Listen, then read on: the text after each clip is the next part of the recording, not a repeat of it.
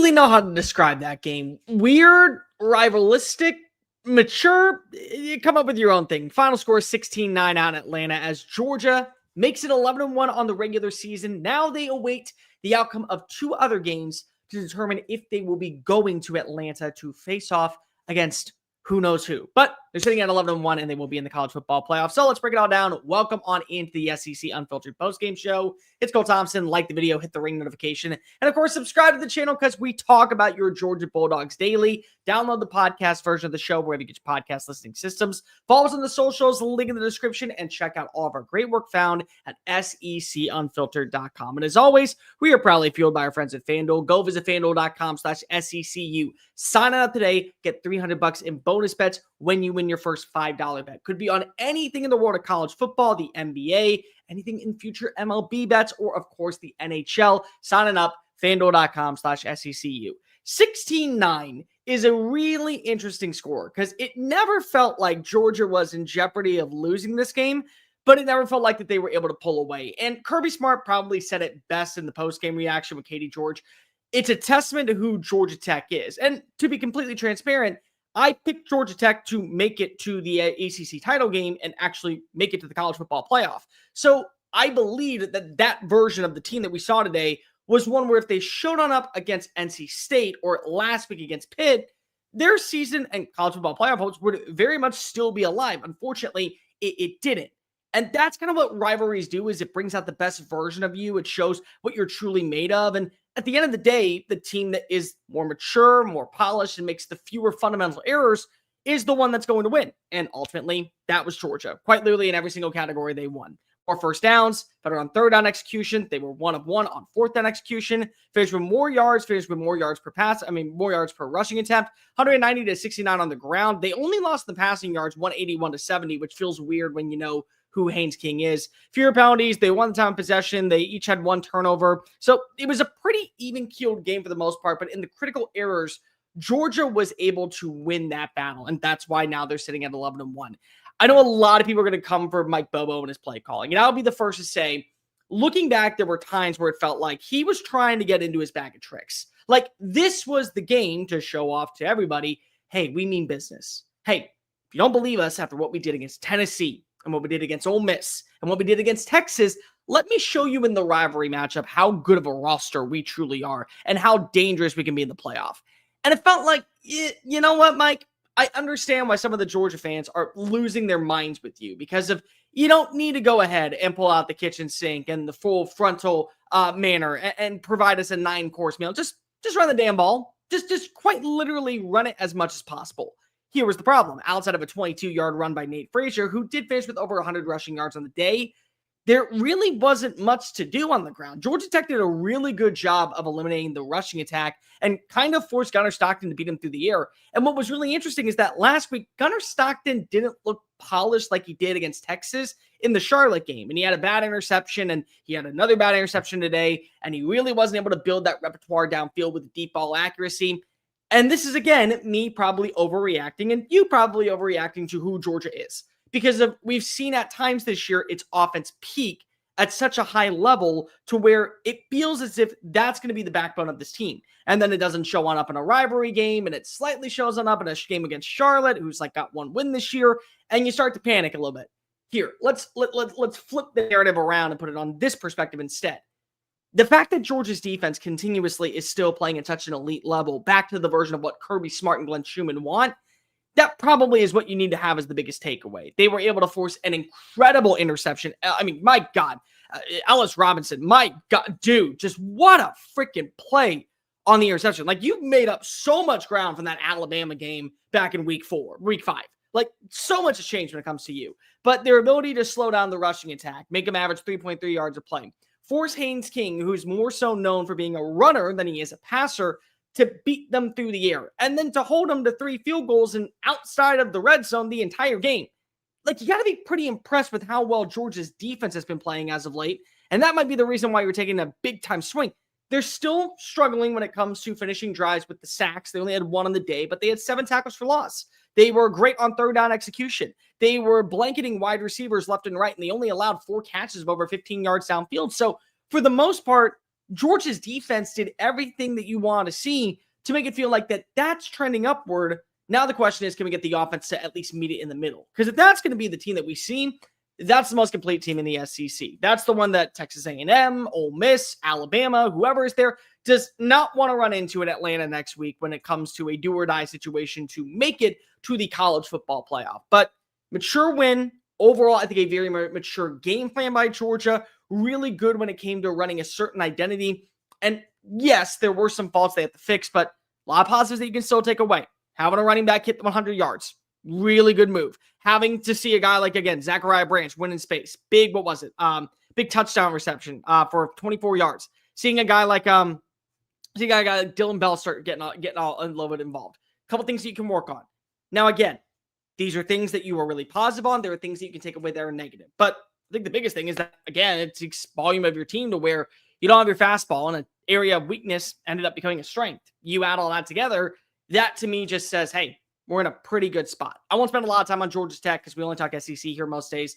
Georgia Tech, again, I think is the team that I envisioned was the one that we saw take the field today. Like, they're really good on being able to move the chains. They're really good on trusting the RPO system. Kane King is a mature quarterback that usually doesn't make the wrong reads or the wrong decisions.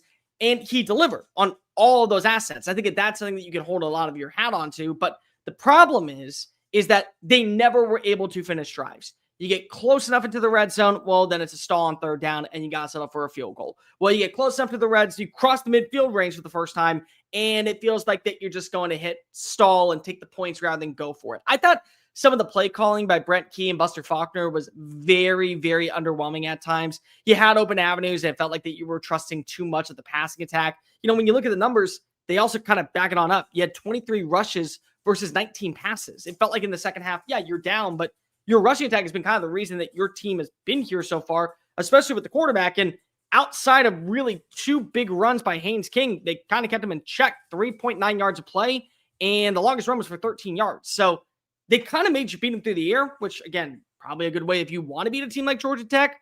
But it just felt like there were so many things that Georgia Tech could have changed at halftime that really, really disheartened, I would say, fans when it came to their ability to get this win. They weren't going to win the football game. It just felt like Georgia was playing at a new level defensively, and that might be enough for them to now feel like that they're complete or that they're trending upward at the right time before the start of the college football playoff season, whatever happens next week in Atlanta. Now Georgia Tech is unfortunately not going to be in the college football playoff conversation because at 9-3, they would need a lot of chaos to happen in the ACC, and I just don't think that it's going to occur enough for them to guarantee that they're going to Charlotte next week. And then even still, after all of that, they'll be high enough to get into the playoff. Because remember, if somehow, some way, Georgia Tech is the representative for the ACC and James Madison is ranked higher than them and North Texas or Tulane's ranked higher than them, then they would be the at-large bid, and it just doesn't feel like that an ACC team that's not ranked would be going to the college football playoff. Now, on to Georgia and their playoff options. Let's start off with this. Number one, Georgia very well could end up hosting a playoff game. Depending on what happens in the next 48 hours between the Texas game against A&M and the Iron Bowl, we could very well see Georgia be out of the college football playoff. I don't know. I mean, out of the SEC championship game. So if they're out of the SEC championship game, they're probably hosting a playoff game. Maybe that's not the worst thing ever, because think about this for a second. You're probably going up against the G5 representative. So you get a home playoff atmosphere at Sanford, something you've never experienced before, and you probably get a guaranteed win over that team. But on the flip side, if something occurs to where A&M loses or Alabama loses, well, now you're in. And it does feel like if the offense that we saw today was on the field, then unfortunately, I'm not sure that you're going to win that matchup. And then it runs into the conversation of, do you even host a home playoff game? So which is it that you really want? Because I don't think that there's a wrong way of thinking about it for Georgia, because again, you're in the playoff and you probably control your own destiny on how you can get there. But to me personally, I think right now we're talking about Georgia being a team that, if you get to host a home playoff game, feels like a win. It feels like that if this is the version that we see next Saturday showing up, I don't think that that's going to be enough to beat Texas A&M. And then you run the risk of, again, because if you had to play the game that wasn't scheduled at the start of the year, moving toward playing playing outside of Athens GA. And again, sorry, my dog's acting up. Give me 1 second. Anyways, so back to what I was saying. I think that you don't run the risk of either way being wrong. Personally, I think that Georgia's going to host a playoff game. Even if they were to lose in the SEC title game, it may end up being the 7 seed versus being the 5 seed. So that'll be really interesting to see.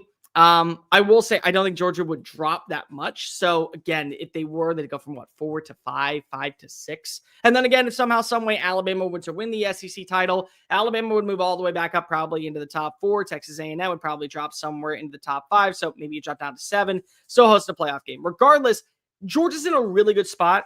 I do think that, again, the offensive play designs from what we saw today with Mike Bobo, it's got to change. Like, even if you did feel like that Georgia Tech, which they did do a good job of limiting the run, and Gunnar Stockton hasn't been really even keel and polished in the passing attack, it also felt like that there weren't many wide receivers that were breaking on open. There weren't a lot of opportunities for him to build that repertoire in the passing game. A lot of things that just need to be cleaned on up. I don't think that this is the true version of Georgia that we see going into the month of December, but there are some things to where if this is the version that we see, we go from back to having that conversation of, well, they're built to go on a playoff run and maybe win a national title. And this may be one of Kirby's more underrated teams in college football history to, well, it was a good year, but it was a year that was flawed with multiple issues on the offensive line, with young freshmen, with the inability to win with the sack rate, good pressure rate, but not able to close out drives defensively, and a lot of issues that came back to bite us in the keister at the wrong time when it came to the playoff in a single elimination matchup. Let's get to your questions, comments before we get on out of here. What was the offense from Georgia? Was Bobo given the week off? We know we're better than that. Yeah, Dawgs, I'll be completely real. I feel like that there were times where he just got too cute with it. Like, for me personally, it felt like that he wanted to show everybody why we are such a dangerous team for the college football playoff, whether it be trying to run the play action pass or trying to run some design keepers with Gunnar Stockton. And it felt like, dude, just run the ball with Nate Frazier and Josh McCray. Like, just let those two dudes make plays in the open field and pile drive forward for an easy first down, milk the clock as much as possible, and go back to doing what Georgia does best, which is running the football to tire down teams and have that wall of disheartening elimination factor that leads to you reigning supreme. And I think, again, maybe it was just a really bad play design from here to there. Maybe go back to fixing up some things, but I don't really lean too much into it. I think that, again, one bad week after several really good weeks probably puts you in that middle ground of, yeah, mulligan. We have that. Can't have a mulligan when you face off against a couple other teams later on this week. So if we don't go to the SEC title game, we would have a double bye week. We aren't dropping in the rankings. See, I don't know if you are, dude. That's the problem, is that for me personally, what this comes down to is, for me personally, what should I say? If Alabama were to jump up and they win the SEC title, they get the first round bye. Now, if Texas A&M wins tonight, they would have one loss going into that conference title game, which again probably moves them down to 5, and you drop down to 6. So the Texas Tech eliminator thing is also something that I'd be paying attention to.